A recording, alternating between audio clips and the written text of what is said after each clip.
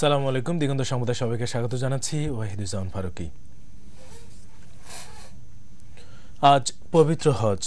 লাখো মুসলমানের লাব্বাইক আল্লাহুম্মা লাব্বাইক ধ্বনিতে মুখর হয়ে উঠেছে আরাফাতের ময়দান।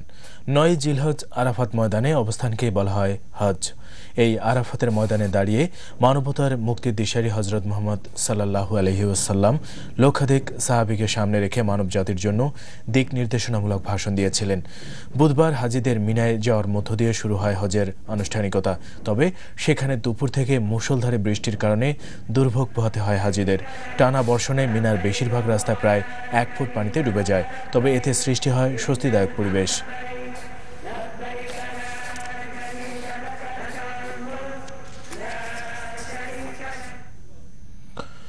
কমনওয়েলথ